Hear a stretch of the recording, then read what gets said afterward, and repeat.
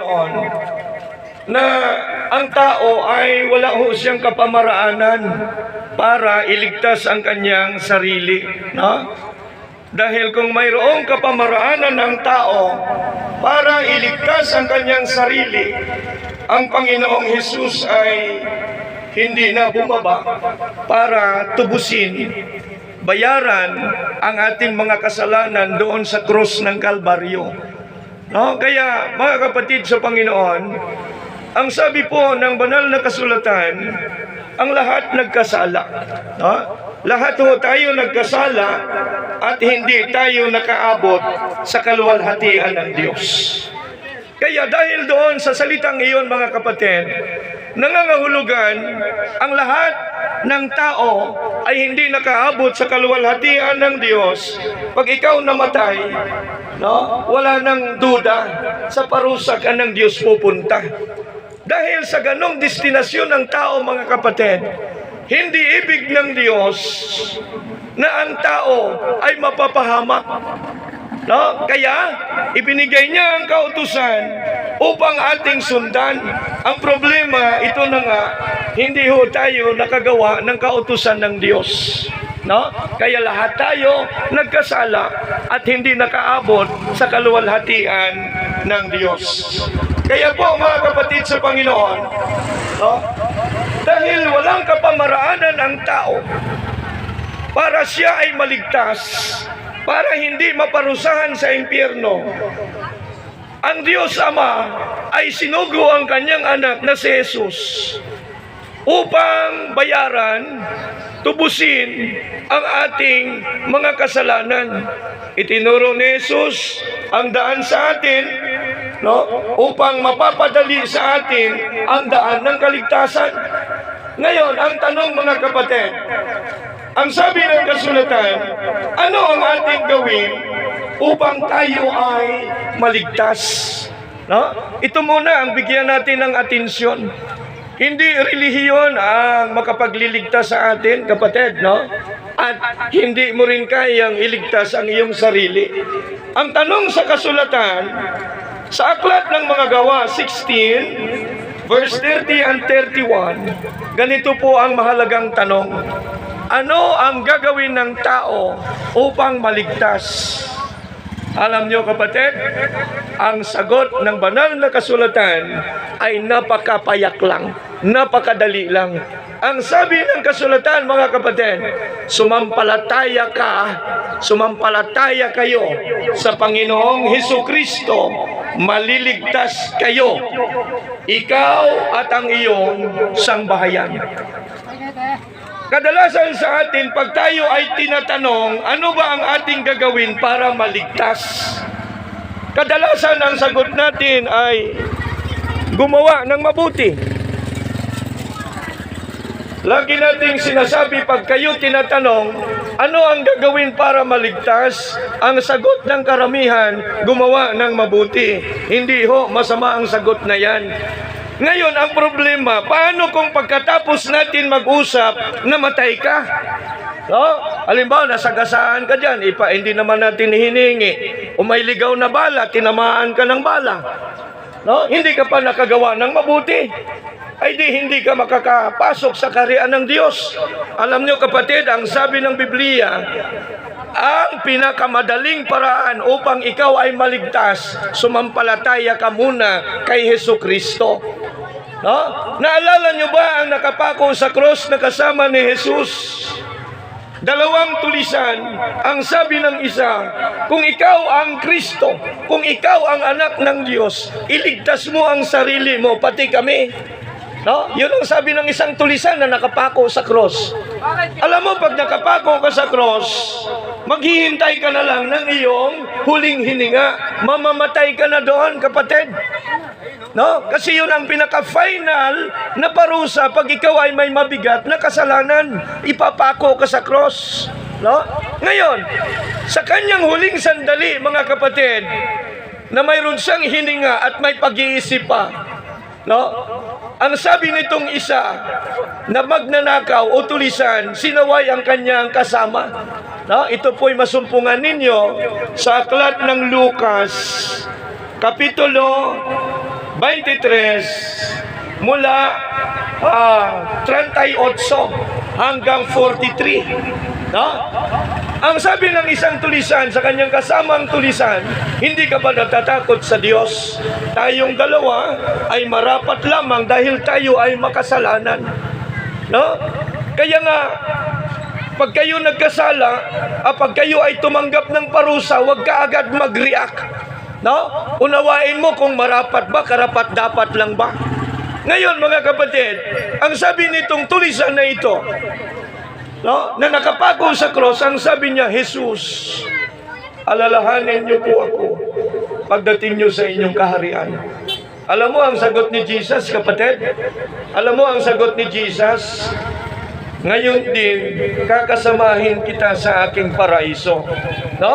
Kaya ito yung pinakamalaking kurot sa puso natin, no? Ano ba ang kakayahan o ano ang authority ni Jesucristo na magsalita, ngayon din ay papasukin o ngayon din ay kakasamahin kita sa aking paraiso. No? Kaya ito dapat malaking question mark sa isip ng tao na hindi naniniwala sa pagka-Diyos ni Kristo. No? Yung salita na yon sa huling sandali doon sa krus ng Kalbaryo ni Jesus, the 7 last word na nagsasabi, ngayon din ay kakasamahin kita sa aking paraiso. No? Nagpapahayag, nagpapaunawa na si Jesucristo ay hindi ordinaryong tao katulad ng pagkakakilala ng marami sa atin. No? Inaangkin niya na siya po ang nagmamay-ari ng paraiso. Kasi ang sabi niya ngayon din kakasamahin kita sa aking paraiso. No? At ang authority, mga kapatid sa Panginoon, pagdating sa kaligtasan, ay maunawaan natin na nasa kay Jesucristo. No? Nandoon kay Jesus. Ang authority, ang daan ng kaligtasan. Kaya nga sinasabi ni Jesus, ako ang daan, ang buhay, at ang katotohanan. Walang makakarating sa aking Ama kung hindi sa pamamagitan ko.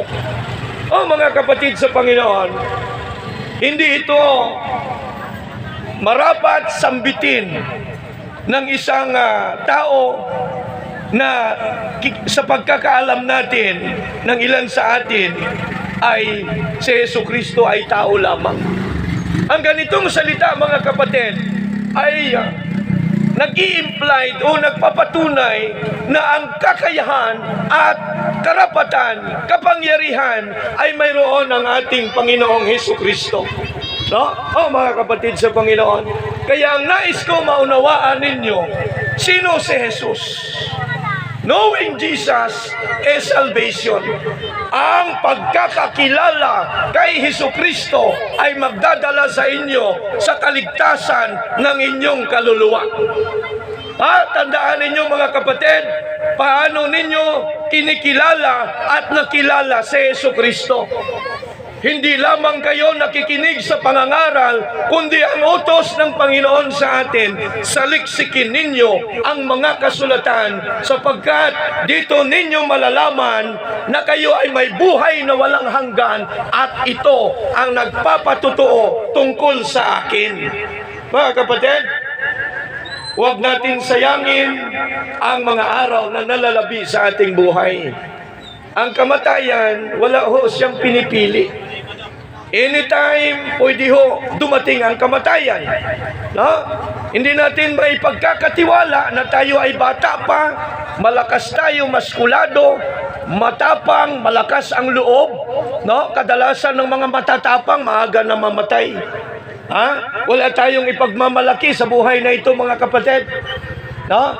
Sapagkat nung ikaw ay isilang, damit, brief, wala kang kasuutan, iyak ka lang ng iyak. Ibig sabihin, wala kang inaasahan at ipinagmamalaki. Kaya nga pinapaalala ng Diyos sa tao, sa aklat ng Deuteronomy chapter 8, palalahanan mo ang tao, baka pag nagkaroon ng bahay na maayos, nakakakain ng mabuti, nagkaroon ng ginto at pilak, makakalimutan nila ang Diyos na siya ang nagkakaloob. sasabihin nila sa kanilang sarili, kung hindi dahil sa aking lakas, hindi ako nagkaroon ng mga ganitong bagay. Mga kapatid, ang sabi ng Diyos ang nagkakaloob ng lahat ng bagay upang ang tao magkakaroon ng tinatangkilik sa buhay. No? Ang Diyos po ang nagkakaloob sa atin ng mga bagay. Bakit? No? Paano kung disabled ka? Makamtan mo ba yung nasa iyo ngayon? Kung bulag ka, pilay ka, o inutil ka? Kaya pasalamat ka sa Diyos mayroon ka. Lahat ng mga bagay na mayroon tayo, lahat ng mga bagay na mayroon ka sa buhay mo, kapatid, huwag mong kalimutan, ang Diyos ang nagkakaloob sa iyo. Magpakumbaba ka sa Diyos. Kilalanin mo ang Diyos sa buhay mo. Dahil hindi ka eternity, hindi ka eternal sa lupa na ito. Ang lupa na ito, mga kapatid, ang sabi ng kasulatan, ay gugunawin ng Diyos sa matinding init. Kaya nga, maging ang mga scientists, nagkakaroon sila ng prediction, no, na malapit na magunaw ang mundo. Kaya ang ilan sa kanila, no, nag-i-invest na ng mga kayamanan, no? Nag-i-invest na sila, nag-iipon na para meron silang pambayad, no, doon sa flight papuntang ibang planeta, no, sa Mars. No, may ganoon pong mga nangyayari sa Amerika, mga kapatid, ano? Maraming mga sikat na mga celebrity ay nag-i-invest na po, no? Dahil ang sabi ng maraming scientists ay ang mundo ay magugunaw, no? At ito naman ay tumutugma din sa kasulatan, no? Ng banal na kasulatan sa Biblia. Kaya po, mga kapatid sa Panginoon, kahit na magtatagal pa ang panahon, ito ang malaking tanong. Bukas, mamaya, pwede po tayo mamatay, no? Kaya yan po ang reality of life. Pwede tayo mamatay anytime, mga kapatid.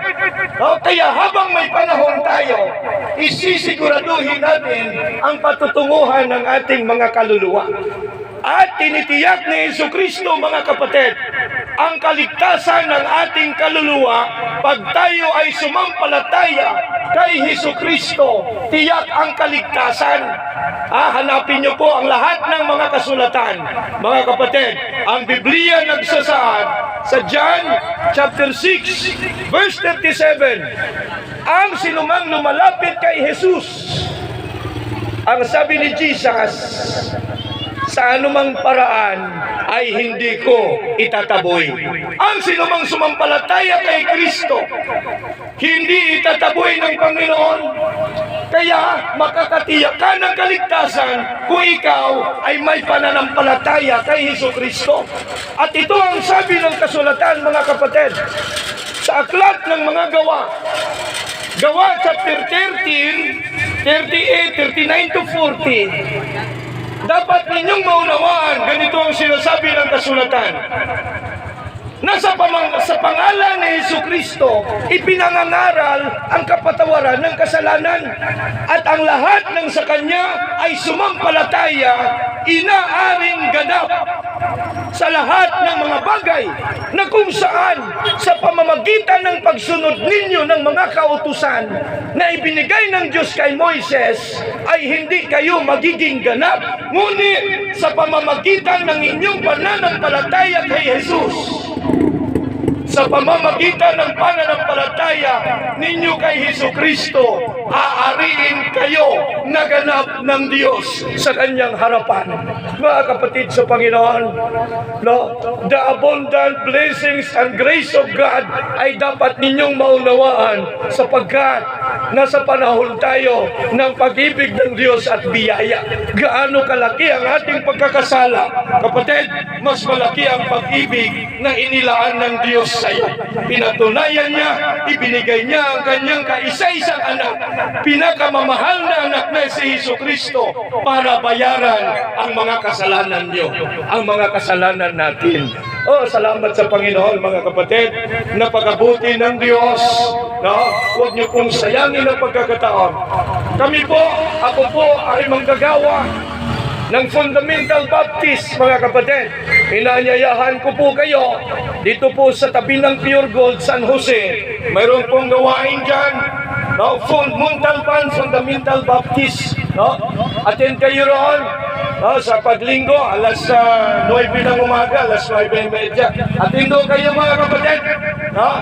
Mas mabuti yung ang pamamaraan ng ating paglilingkod sa Diyos ay nababatay sa kasulatan ng Diyos. Sapagkat kung hindi ayon sa kasulatan o hindi ayon sa utos ng Diyos, ang sabi ni Jesus, Mark chapter 7 verse 7, walang kabuluhan ang ating pagsamba. Walang kabuluhan ang ating pagsamba sa Diyos. Na ang turo ay aral ng tao at hindi aral ng Diyos. Kaya nga, napakamahalaga, yaman tayo ay kumikilala sa Diyos, gawin na nating maka-Diyos at biblikal na pamamaraan ang paglilingkod sa Diyos para hindi masasayang ang ating ginagawa na paglilingkod sa Panginoon. Tama po ba? Tama po ba? No? Naglilingkod ka na, iaayon mo na sa pamamaraan na itinuturo ng Diyos, huwag sa pamamaraan na itinuturo ng tao, sapagkat ang sabi ni Jesus, walang kabuluhan ang inyong pagsamba sa akin na nagtuturo ng inyong pinakaaral at utos ng mga tao. Iwinaksi ninyo ang utos ng Diyos at sinusunod ninyo ang utos ng mga tao. Mga kapatid sa Panginoon, no? Yamang tayo ay may puso na sa Diyos, no? Magpakatalino na tayo. Gawin na natin naaayon sa utos at kalooban ng Diyos ang ating pagsamba, no? Magumising na ho tayo, no? Gumising ho tayo. Basta hindi nakasulat sa kasulatan, no? Hindi aral ng Diyos 'yan. No, hindi aral ng Diyos. Imbento lang ng tao para tingin nila parang angkop naman o nakaka-attract sa tao. Praise the Lord, kapatid. Salamat. Kaya mga kapatid sa Panginoon, habang tayo ay may pagkakataon, patuloy ko pong pinapaalala sa inyo, huwag ninyong sayangin ang buhay. Isipin ninyo palagi, ang Diyos ay nakatingin sa atin. God is watching us. Kapatid, lagyan mo na ng guhit ang harapan mo. Magsimula ka na sa panibagong buhay. Maraming salamat po. Ang aking panalangin, sana kayong lahat ay maligtas. Sana kayo maligtas mga kapatid. Inanyayahan ko po kayo dito sa Montalban Fundamental Baptist.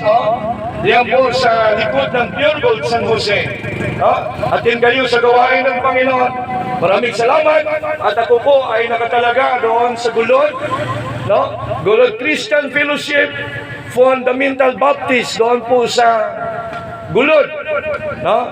Diyan sa Eastwind Subdivision. Doon po kami sa loob. Maraming salamat mga kapatid sa Panginoon.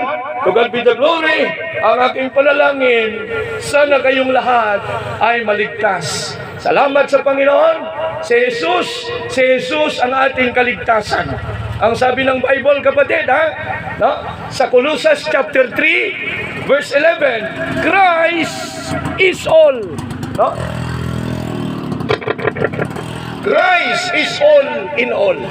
Si Jesus ang lahat at sa lahat. No? Kaya nga ang sabi ni Apostol Pablo, ang lahat ng mga bagay sa tingin ko sa akin ay pakinabang. Inari ko ito na kalugihan, makamtan ko lamang si Jesu Kristo. No, mga kapatid sa Panginoon, what shall profit a man, sabi ni Jesus, to gain the whole world and lose his own soul? Ano ang mapapala ng tao, makamtan niya ang buong sanlibutan, mapapahamak naman ang kanyang kaluluwa. O kapatid sa Panginoon, si Jesus ang katiyakan ng ating kaligtasan. Jesus Christ ang kailangan mo, si Jesu Kristo. Mga kapatid, hindi relihiyon ang magliligtas sa inyo. Hindi si relihiyon, kundi si Jesu Kristo. Kaya yung nagtuturo na nagsasabi, umanib kayo sa amin at kayong maliligtas, Hindi ho tamang aral yan. Bakit? Si Jesus ang tagapagligtas, ngunit si Judas napahamak. Kasama na ng tagapagligtas si Judas eh. Di ba? Kaya gaano mo maigagarantiya sa akin? Pag umanib ka sa isang relihiyon, maliligtas ka. Yamang si Jesu Kristo mismo ang tagapagligtas at si Judas napahamak. Sige nga, kapatid sa Panginoon, ang kaligtasan ay ang personal na relasyon sa Panginoong Diyos sa pamamagitan ni Jesus. Si Jesus ang tagapagligtas, hindi ang relihiyon. Kapatid, ang panalangin ko, si Kristo ang maging laman ng puso ninyo. Ang Diyos ang maging laman, hindi ang relihiyon ang maging laman ng inyong kaisipan at puso, kundi ang Panginoong Hesus Kristo. Maraming salamat po. To God be the glory. Sana kayo ay maligtas. Sana wala nang makapasok sa kulungan. Walang papasok. Naliwanagan na kayo. Magsimula na tayo ng bagong buhay. Sabi ng Panginoon, ang magnanakaw, wag na magnakaw. Magsimula na tayong mamuhay ng tama. Pumunta kayo sa kulungan, siksikan doon. Huwag nyo nang dagdagan, mga kapatid. Tama na, masarap mabuhay dito sa labas. Mamuhay ho tayo ng nararapat, mga kapatid. Tayo nilikha ng Diyos, matalino, may magandang isip at puso. Gawin natin kung ano ang nararapat upang ang Diyos ay maluwalhati sa buhay ng bawat isa sa atin. Maraming salamat po. Pagpalain po kayo. Muli, inanyayahan ko kayo sa gawain ng Panginoon dito po sa Fundamental Baptist, dito sa likod ng Pure Gold, San Jose.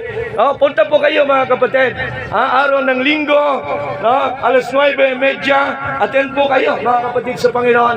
At ako po ay nasa Gulod Christian Fellowship Fundamental Baptist, doon po sa loob ng East Wind Subdivision. Maraming salamat, mga kapatid. To God be the glory. Pagpalain kayo ng Diyos sa ngalan ng ating Panginoong Hesus Kristo. Amen.